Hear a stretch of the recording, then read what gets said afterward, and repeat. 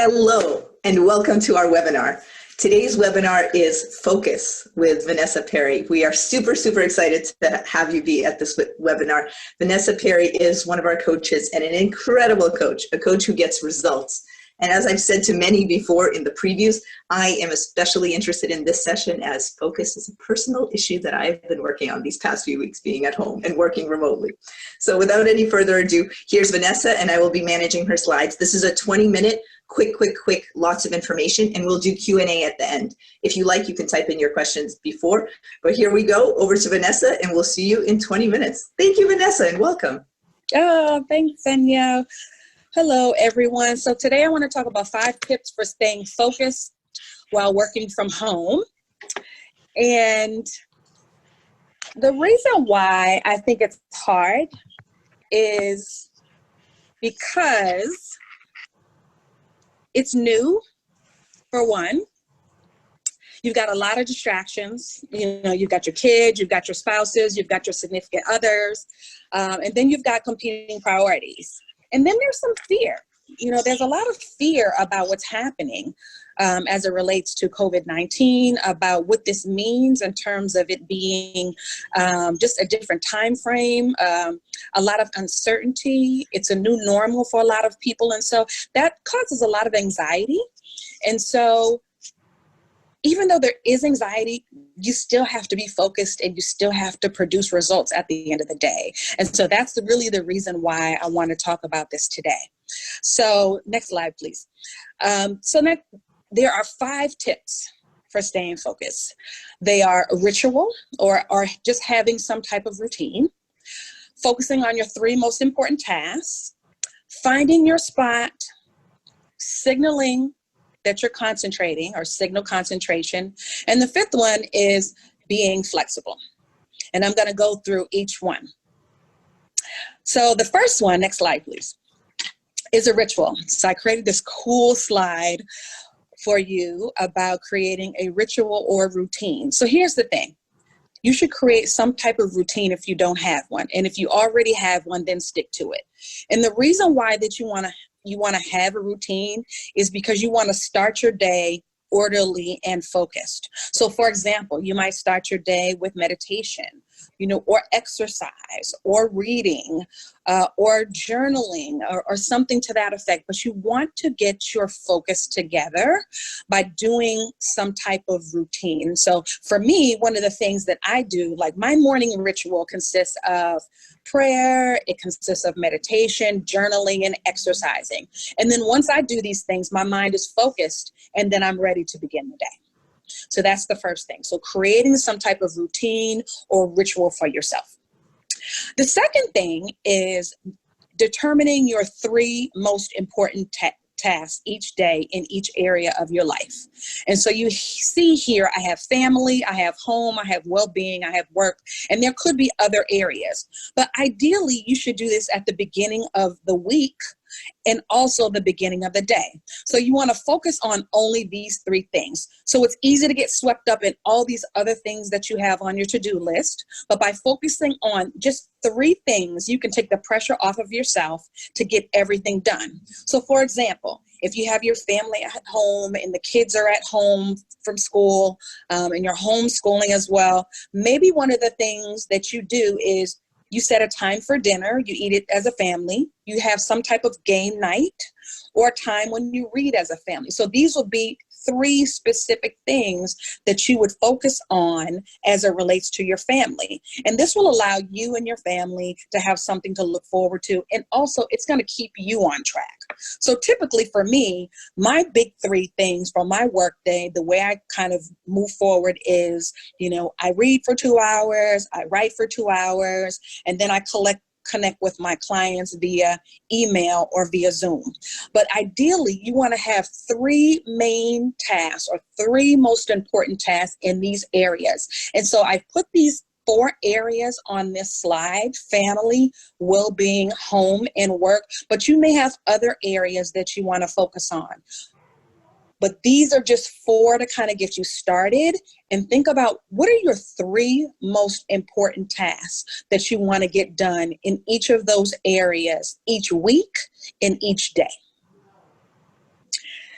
And then the third one is finding your spot. And so I have this cool slide.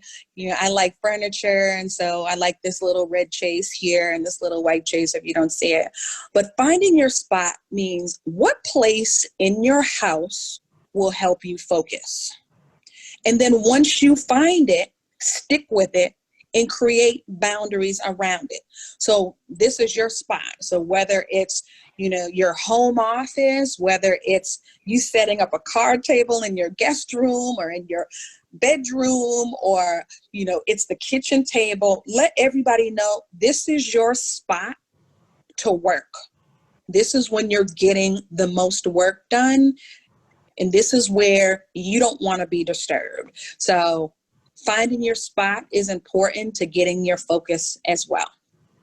And then the fourth thing is signal when you're concentrating or doing important work.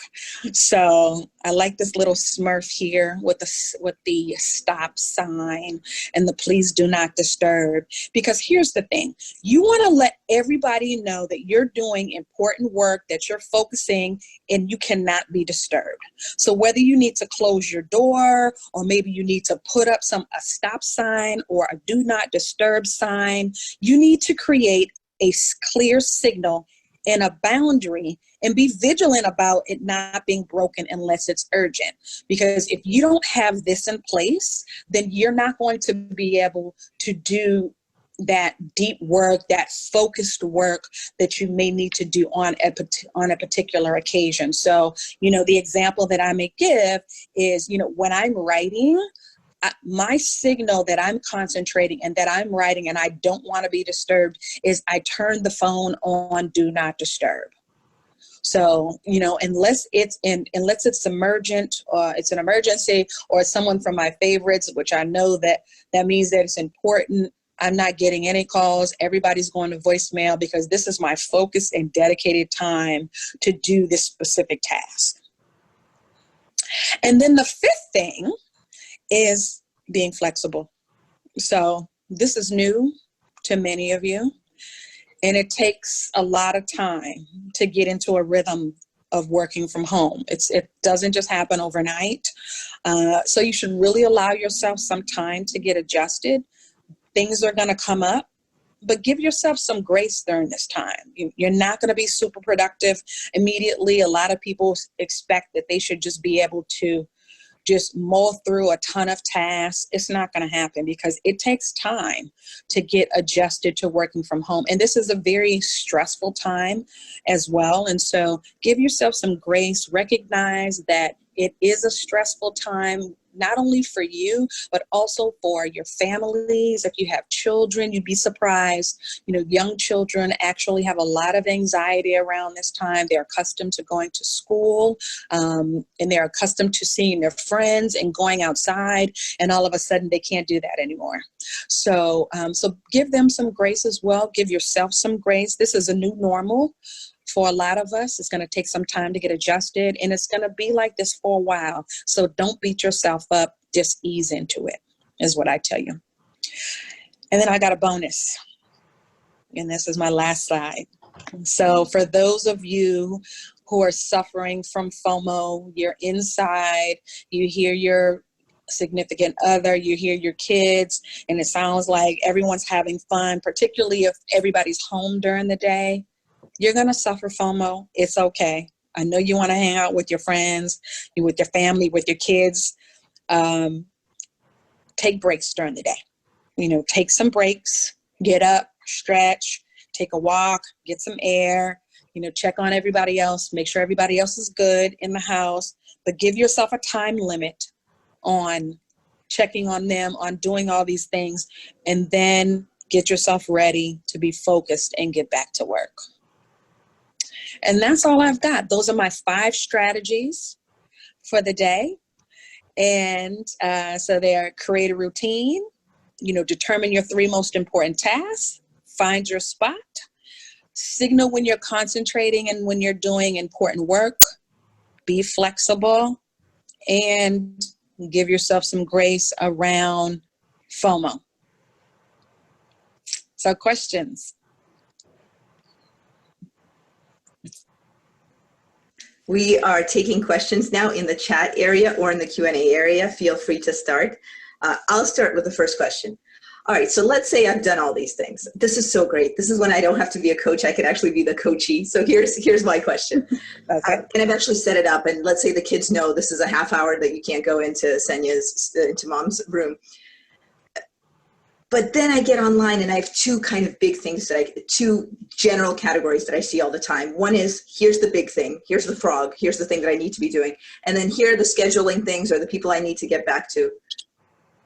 What do I do?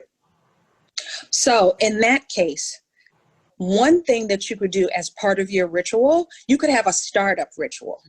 And that would be, these are all the people that I need to connect with. Like if you got emails that came in the night before or emails that came in early in the morning, or set a time where you're doing only connecting, you're only emailing and things like that. So for example, part of my workday startup ritual is after I do my regular ritual, it's check all of my emails, return any phone calls for individuals. Maybe they came in the night before, maybe they came in early that morning. So usually by 9 o'clock, I've returned all my emails, I've returned all my phone calls. So even if those people are not in the office, they've heard from me and I'm ready to get my workday set. So that may be something that you want to do. Schedule a time for connecting with people and then get back to your task. So are you then saying that, suppose I'm on your schedule and then I have an hour where the kids are on their own school Zooms and I can work from 10 to 10:30, let's say. You're saying when I get to my desk, don't check the new emails, like actually go to the big project that I need to do. Is that what you're saying? Yes. Okay. Do not check the emails, because the challenge that we have is we get caught in email. And so emails start coming in and then we start answering them and then we're not doing our task and then more email comes in. Don't even open it. Literally. Once you open it in the morning, you check it, you respond to whatever you need to, and then you close it. The way you're describing And then you check your email periodically. I almost see it like a video game characters, and this email's coming at you, and that, and you kind of feel clean because you're blocking them, and you're sending this, and this scheduling is getting done, and you're moving a project forward through email, but not the big one that you set for yourself for the day. Nope. Yep. Nope. Set times. I mean, email can just be overwhelming, and you literally can get caught in this spiral of email, and you will just go down into the little rabbit hole. So set times for yourselves. So one of the things that I tell my clients is do not have your email box open all day. Set a time where you're going to set your email. So you check them in the morning, maybe you check them in the afternoon, right during midday, lunchtime, and then you check them in the evening time, the late afternoon, evening before you're leaving. And you have some people that have, high stress jobs. Maybe when they go home, they need to check them, 6 or 7 o'clock before they go to bed, and then that's it. Mm-hmm. Mm-hmm. But set boundaries around your email. And then the other reason why you want to set those boundaries is because you don't want people thinking that they're that accessible to you. They cannot be that accessible to you. Say more about this. So if people see you checking email at night and you respond to them, they're going to keep emailing you and keep emailing you. And then they'll start sending you tasks, and then they'll start sending you projects. And then you just start doing that stuff and you can't get a break. You have to learn how to shut down. And so when you're shutting down, part of that shutting down is, yes, you may see the email, but don't respond to it. Respond to it on Monday, respond to it during the workday, and then you begin to train your clients so that they know that you're only accessible during a certain time. Mm-hmm. And it takes some time to get there, but you can. We have a question from one of the people on the call. Similar to getting new email but not opening it and doing it at only a certain time. Here's this person's question. What if this person really values responsiveness to friends and family? This is a little similar to what Eileen went over yesterday with social connection and just having that network for you. And so this person's asking, what if somebody texts or calls and this person really wants to be there for them, like those people are for the person. And so I think it's important to have connection and to want to be there for individuals, but you also have to be able to set your boundaries also. So here's the thing, going back to, for example, putting your phone on do not disturb. People have a favorites list. So, you know, your mom calls, your kids call, you know, your best friend calls, you know, during this time when you're doing this focus work, then it must be important. So then that's an opportunity for you to say, hey, is everything okay? You know, I saw that you called, or I see your calls coming in. I'm working on something really big. Like, tell me what you need. If it's not important, if they're just calling to chit chat, then say, hey, let me give you a call back. You know, I'm working on something big. But if it is important, you know, be mindful that it's important and go ahead and talk to them, you know, put your project to the side, because I do believe that family and friends connection is important. And it is important to be responsive. I'm like that as well. I don't let people's texts come in or not return their phone calls. I'm very big on that. I'm a pet peeve. And I can tell you, people that know me can tell you that I have lost friends from people who do not return my phone call or do not return my text, because I'm very responsive and I want people to treat me the same way. So I feel like if that's something that you honor and that you value, then you should definitely honor and value that, continue to do that, but also set boundaries for yourself and understand that there is work and there is time to be focused and productive. This is actually like a twist on something that we talked about earlier this week. Earlier this week, we talked about setting things to airplane mode, which I've done, especially when I'm on a writing project. I've done it for 2 hours at a time and love it, that nobody can access me. They can just send emails.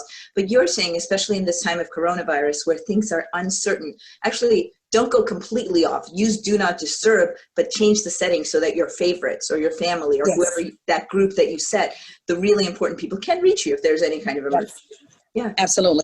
Yeah. Yeah. Thank you. Okay. We've got more questions. Somebody is saying that they're struggling with the tension between flexibility and the schedule, and that they never seem to be able to stick to a schedule because something else will come up. Okay. So it can be difficult to adhere to a schedule. Things are always going to come up. But here's what I believe. If it's not scheduled, then it won't get done, right?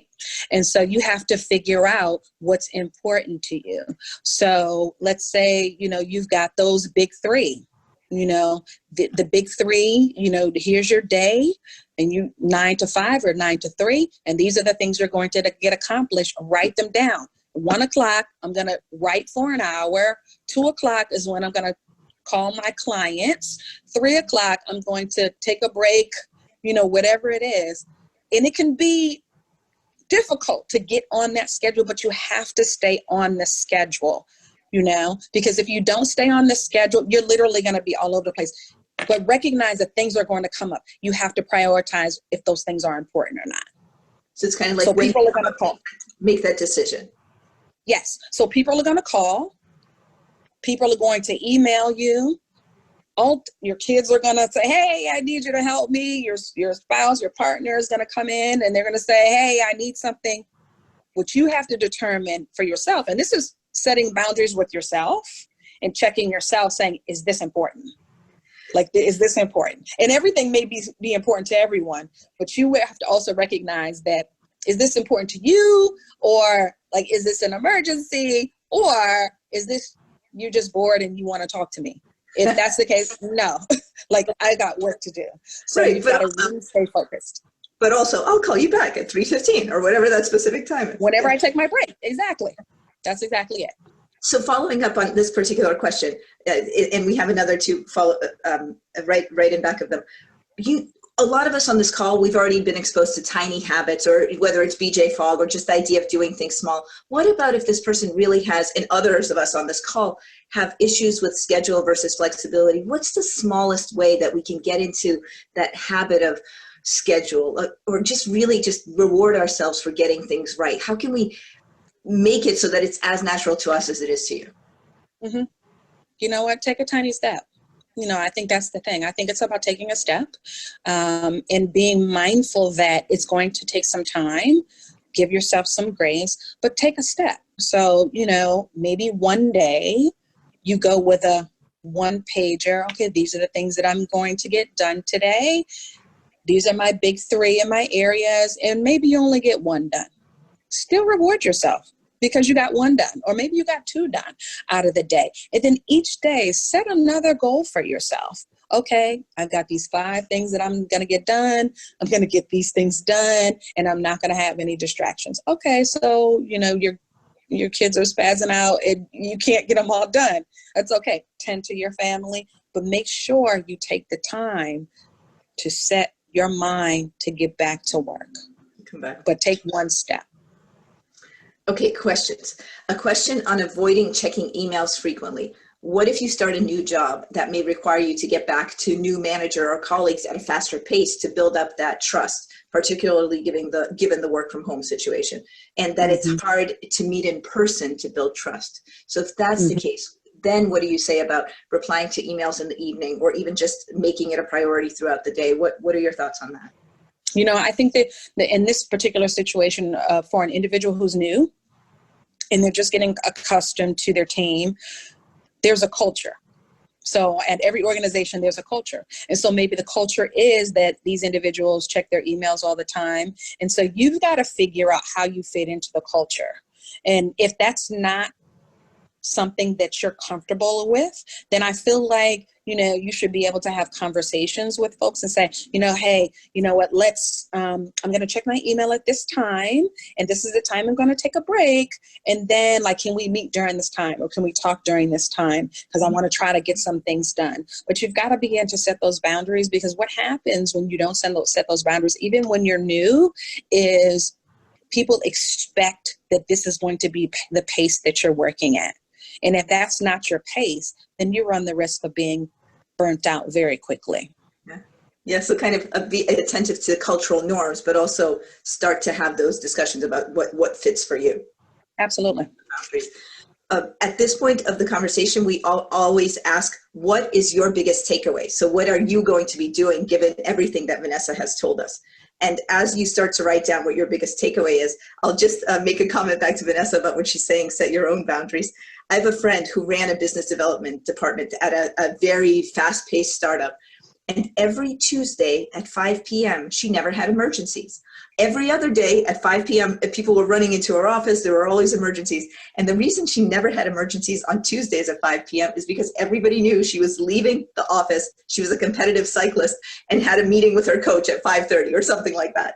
So everybody knew, no emergencies. She kind of had set her boundaries so clearly that it worked. Yep. Boundaries are key. Okay, comments on what people are seeing as their biggest takeaways. We've got people saying, I'll actually put up this slide as I'm describing it, just a moment. And if you have any one last comment on this, you can share it. Just a moment, I'm going to put it up. This is also helpful. All right, so here are some of the comments. I need to be better at setting up my most important tasks. And I'm keeping this up so that you can reference any of these. So people so far are saying I need to be more careful about setting up my most important tasks. Nobody's commenting about their spot. People seem to like their spot. All right, let's see what others are saying. Scheduling my big work. Even being flexible, so being responsive to the spouse and the kids, especially at this time. So I guess people are really hitting on a lot of these. People have spots. It sounds like people have spots. They're comfortable with their spots. Good. So that's important. Right. Then you at least it's something that's consistent and that works for you already. I'll just read off a couple of last comments. Takeaways that people have are setting up boundaries for yourself. Oh, and also that last one, the learn organizational culture and find a good balance to take care of yourself and also deliver results. Yes. And with all of that, we say thank you so much to Vanessa. We're delighted you've been with this audience, and we're delighted, Vanessa. Thank you so much for being with us. Just so everybody knows, we are on next week. We have a full schedule all week next week, and we think we're going to be doing this every day for the month of April at this time. So looking forward to seeing you again. Thank you so much, Vanessa. Oh, thanks, Sonia. All the best.